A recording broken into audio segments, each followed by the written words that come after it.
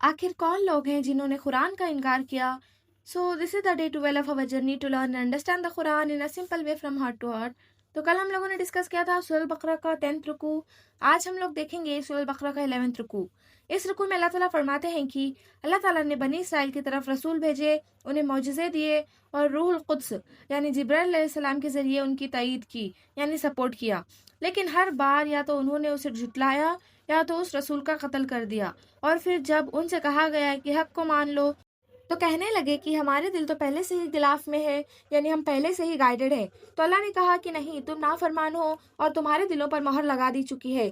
फिर जब कुरान आया जो उन्हीं की किताब तौरेत की तस्दीक करता था तो उन्होंने उसी का इनकार कर दिया। तो अल्लाह ने फरमाया, अजीब है, जिसे पहचाना चाहिए उसी का इनकार कर दिया। अल्लाह की लानत है इनकार करने वालों पर। ये लोग कहते हैं कि हमें सिर्फ वही किताब चाहिए जो हम पे आई हो। सिर्फ हसद और जिद की वजह से इन्होंने अपनी तरफ आने वाली रोशनी को रिजेक्ट कर दिया। और रुकू के आखिर में अल्लाह ताला कहते हैं कि जब उनसे कहा जाए कि कुरान पे ईमान लाओ तो कहते हैं कि हम सिर्फ उस पे ईमान लाते हैं जो हम पे नाजिल हुआ हो, बाकी इनकार करते हैं। हालांकि वही किताब यानी कुरान उनकी अपनी किताब यानी तौरेत की तस्दीक करती है, पर फिर भी वो ईमान नहीं लाते। तो ये था सूरह बकरा का 11th रुकू। कल हम लोग देखेंगे सूरह बकरा का 12th रुकू। जज़ाकल्लाहु खैर फॉर वॉचिंग।